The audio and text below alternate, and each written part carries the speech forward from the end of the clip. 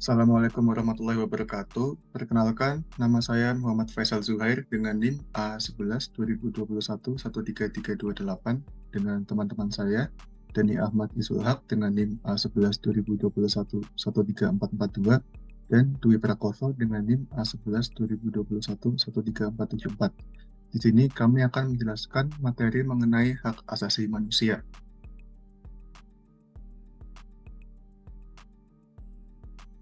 Yang pertama, berbagai istilah hak asasi manusia. Yang pertama adalah natural rights, kemudian adalah rights of man, dan human rights, menurut Eleanor Roosevelt.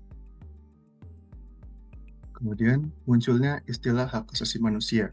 Yang pertama adalah hak yang tidak dapat diganggu-gugat, yang kedua adalah hak sipil dan hak politik, yang ketiga hak sosial, ekonomi, dan budaya, dan yang terakhir adalah anti-diskriminasi dan bias gender.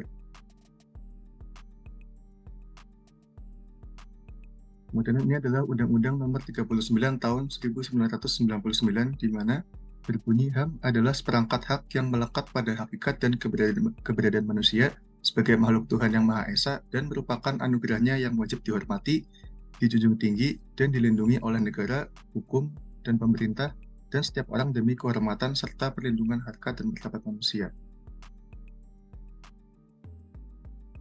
Kemudian ini adalah unsur-unsur HAM. Yang pertama, HAM tidak perlu diberikan, dibeli, ataupun diwarisi. HAM adalah bagian dari manusia secara otomatis. Yang kedua, HAM berlaku untuk semua orang tanpa memandang jenis kelamin, ras, agama, etnis, pandangan politik, atau asal-usul sosial dan bangsa. Yang ketiga, HAM tidak bisa dilanggar. Tidak seorang pun mempunyai hak untuk membatasi atau melanggar hak orang lain. Orang tetap mempunyai HAM walaupun sebuah negara membuat hukum yang tidak melindungi atau melanggar HAM, menurut Mansur Fakih pada tahun 2003.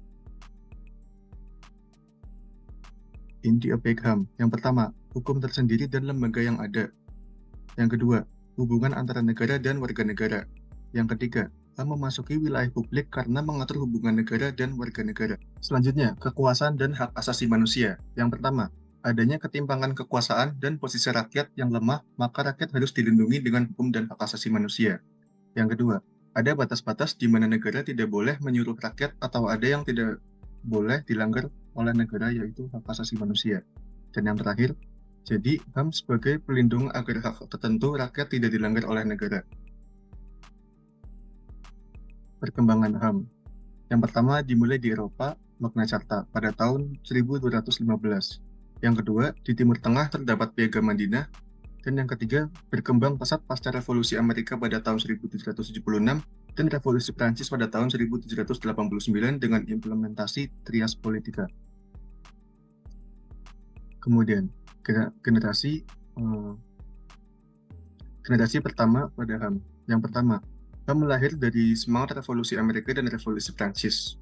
Dasarnya adalah liberalisme, melindungi hak sipil dan politik, individualistik, pemilu dapat direkayasa borjuis, dan melahirkan kesenjangan ekonomi. Kemudian berkembang pada generasi kedua, HAM tidak hanya individual tetapi juga sosial atau komunal. Negara atas nama rakyat dapat menekan hak individu, melahirkan pemerintahan otoriter, misalnya Uni Soviet. Kemudian pada generasi ketiga, perlindungan manusia dari kerusakan lingkungan didorong oleh kerusakan lingkungan akibat ulah manusia seperti menipisnya ozon, pemanasan global, kerusakan hutan, dan lain-lain. Yang perlu dilindungi tidak hanya manusia, melainkan juga lingkungan karena akan mempengaruhi kehidupan manusia. Slide selanjutnya akan dijelaskan oleh teman saya.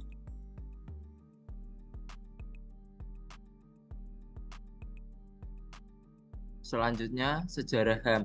Yang pertama yaitu Magna Carta pada tahun 1215, yang kedua ada Petition of Right pada tahun 1628, yang ketiga ada Habeas Corpus Act pada tahun 1679, yang keempat ada Bill of Rights pada tahun 1689, yang kelima ada Deklarasi Kemerdekaan Amerika pada tahun 1776, yang keenam ada Declaration Destroyed the Home Citoyen pada tahun 1789, yang ketujuh ada The Four Freedom pada tahun 1941, yang kedelapan ada The Universal Declaration of Human Rights pada tahun 1948.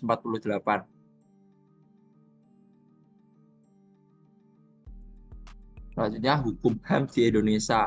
Yang pertama ada Undang-Undang Dasar 1945, yang kedua ada Undang-Undang Nomor 39 Tahun 1999 tentang HAM, yang ketiga ada Undang-Undang Nomor 26 Tahun 2000 tentang Pengadilan HAM.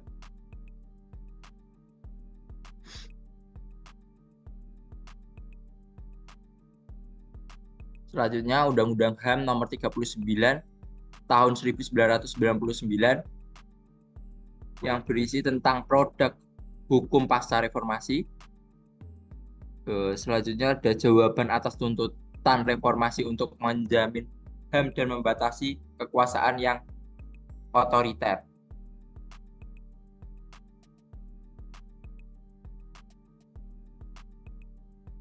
Selanjutnya dasar filosofis. Yang pertama yaitu manusia sebagai makhluk Tuhan dianugerahi HAM untuk menjamin harkat dan martabatnya. Yang kedua, HAM hak dasar yang secara kodrati melekat pada manusia, universal dan langgeng. Oleh karena itu harus dilindungi, dihormati, dipertahankan dan tidak boleh diabaikan, dikurangi atau dirampas oleh siapapun. Yang ketiga ada manusia juga punya kewajiban antara sesama. Yang terakhir ada sebagai anggota PBB perlu menegakkan UDHR.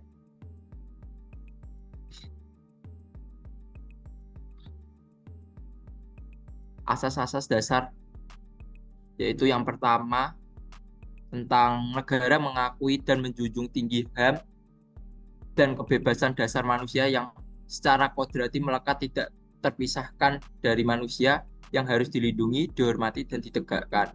Yang kedua, setiap orang dilahirkan bebas dan berhak mendapatkan perlindungan tanpa diskriminasi.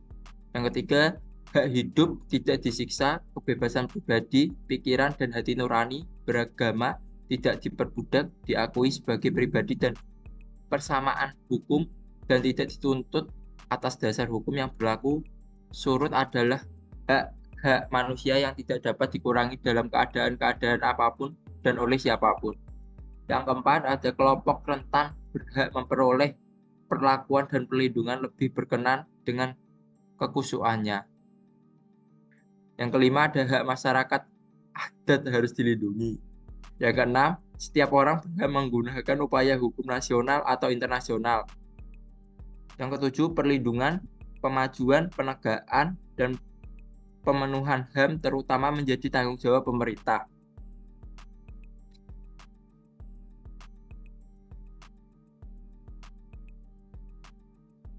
Selanjutnya hak hidup yang berisi pertama tentang setiap orang berhak untuk hidup, mempertahankan hidup dan meningkatkan taraf kehidupannya.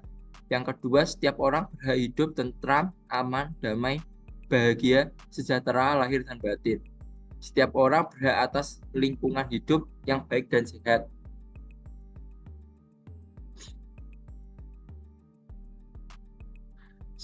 Selanjutnya ada berkeluarga dan berketurunan. Yang pertama, setiap orang berhak membentuk suatu keluarga dan melanjutkan keturunan melalui perkawinan yang sah.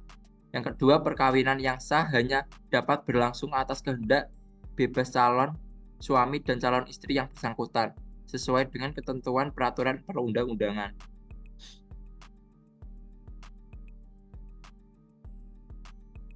Selanjutnya mengembangkan kebutuhan dasar.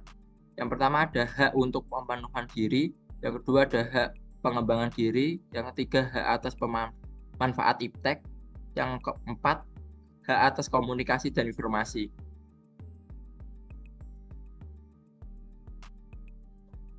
Selanjutnya memperoleh keadilan. Yang pertama ada hak perlindungan hukum, yang kedua ada hak atas keadilan dalam proses hukum, yang ketiga ada hak hukuman yang adil.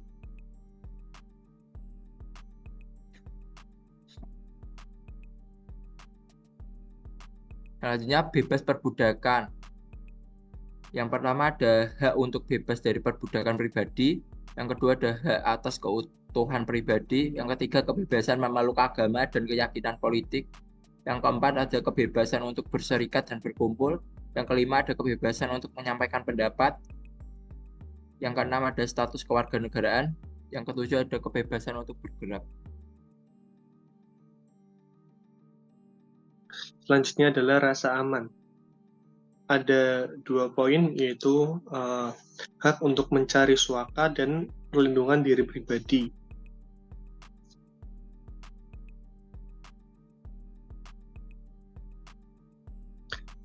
Selanjutnya ada kesejahteraan. Kesejahteraan di sini ada 5 poin, ada hak milik, hak atas pekerjaan, hak untuk bertempat tinggal secara layak, jaminan sosial, perlindungan bagi kelompok rentan.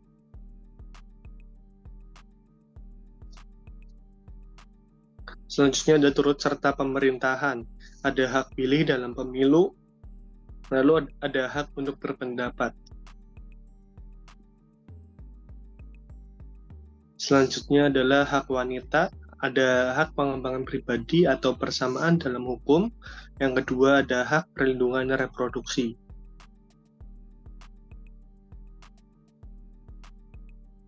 Hak anak, hak hidup anak, status warga negara, hak anak yang rentan, hak pengembangan pribadi dan perlindungan hukum, hak jaminan sosial, konvensi hak anak, dan UU perlindungan anak. Selanjutnya ada kewajiban dasar manusia, patuh pada perundang-undangan tertulis atau tidak tertulis, nasional atau internasional tentang HAM. Lalu membela negara sesuai perundang-undangan, menghormati HAM orang lain, moral, etika, dan tata tertib kehidupan bermasyarakat, berbangsa, dan bernegara, tunduk kepada pembatasan yang ditetapkan oleh undang-undang.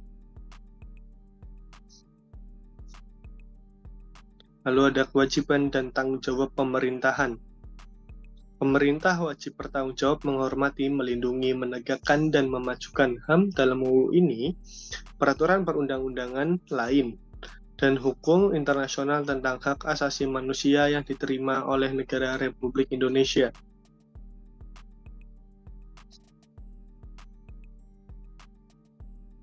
Pembatasan dan larangan. Hak dan kebebasan hanya dapat dibatasi oleh dan berdasarkan UU atau undang-undang.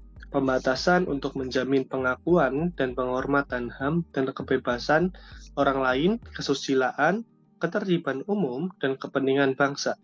Pemerintah, partai, golongan, atau pihak manapun tidak dibenarkan mengurangi, merusak, atau menghapuskan hak asasi manusia atau kebebasan dasar manusia.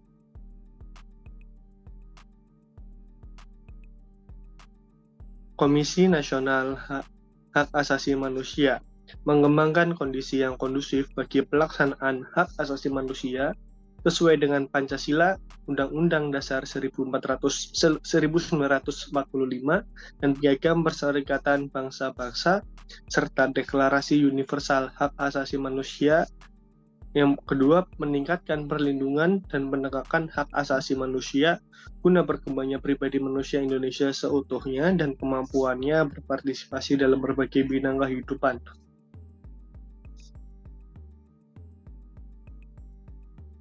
Partisipasi masyarakat.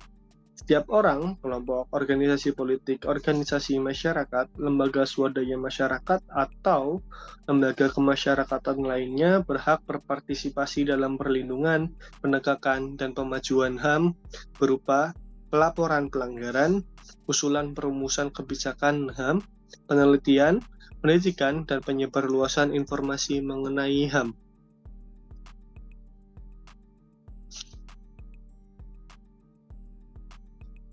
Begitulah paparan kami mengenai materi hak asasi manusia, khususnya yang ada di Indonesia. Jika ada kekurangan kami mohon maaf. Terima kasih. Wassalamualaikum warahmatullahi wabarakatuh.